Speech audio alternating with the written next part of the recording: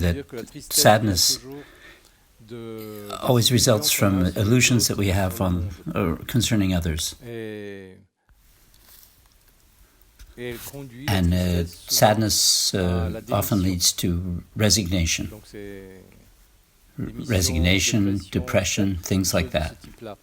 But in fact, faced with difficulties, things that don't suit us, especially in others, especially when we think that they were better than they are, or that we think that we forget that they may have a few failings, at that point we need to disillusion ourselves and to find a bit of force and rectitude.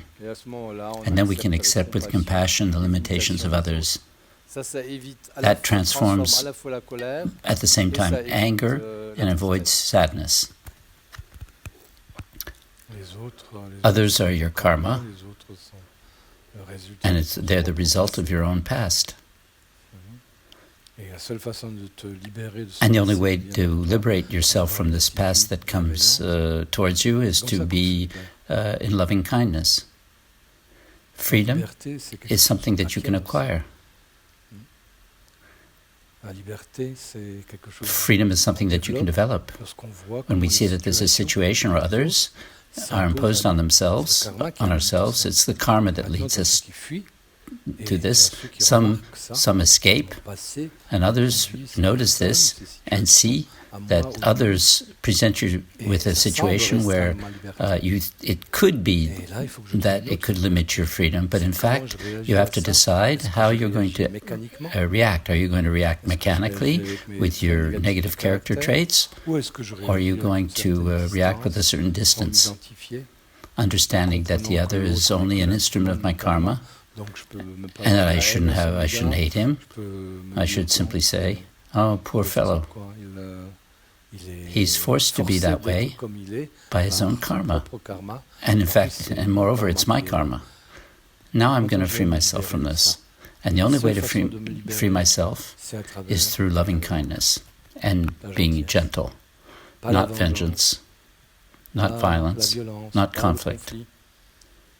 The only way is to listen to the other and to hear what he says,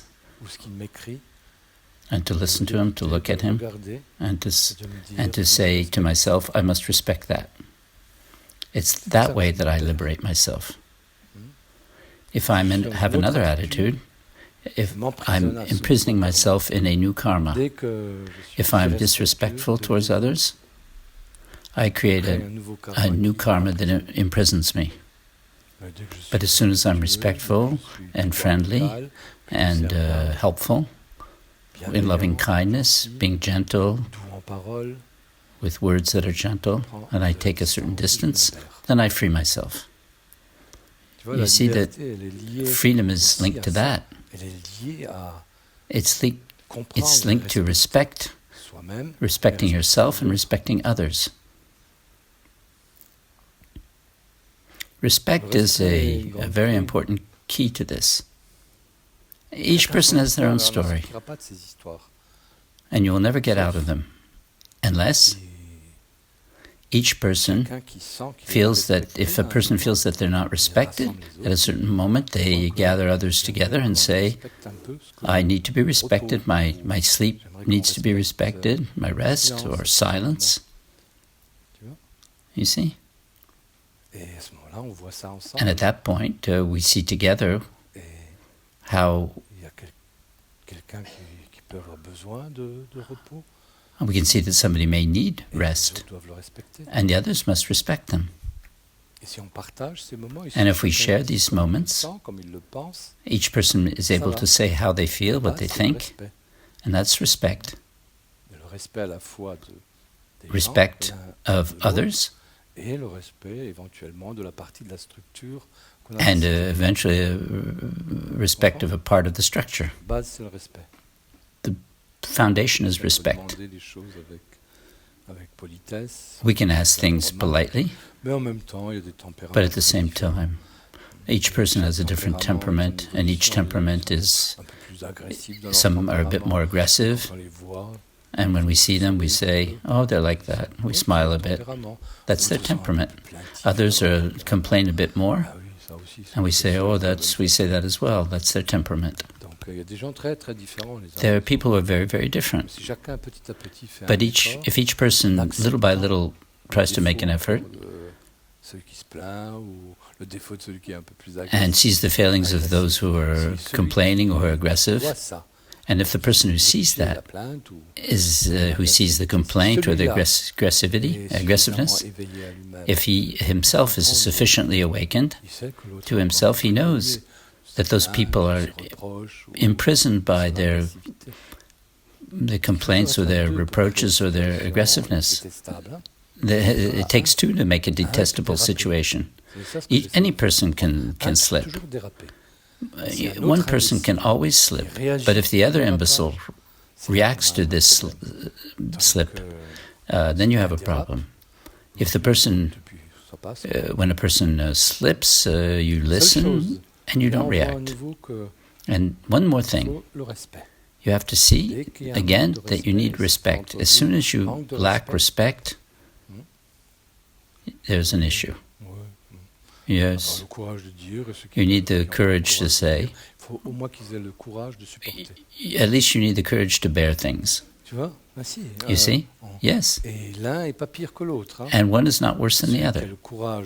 The person who has the courage to bear things and who doesn't repress it, he says to himself, that's my karma. And another courage is to say, I would like it to be this way or that way, or things to stop. There's always one thing and then it's opposite. But what's important is to say, in a first step. No. There's a place that you need to start. You have to become somebody who is good, and then you know what to do. But when you're not somebody who is good, you think you know what to do. But what you think is based on theories, ideas that you have, which is your own world. Because you're not yet good. The idea of what is to be good, and moreover, you want to impose that on others. When I feel my feeling of inferiority, and I say to myself, I can't be a bad student or a little student because I'm with a very grand master. No. The great masters, they come and visit the worst. No, it's the opposite. They go see the worst. But they know. But the worst ones are worth those who are awakened as soon as they can free themselves for what is worse in them. You see? But despite of everything, the vision that you have is, do you have even a glimmer of hope for us? No, I don't do anything. I don't do things for nothing. I don't waste my time. Some others think that I waste my time with you, but no, I don't waste my time. No. Otherwise, I would do things that are more interesting. You are downright interesting as an experience. Yes. You say that the guardian angels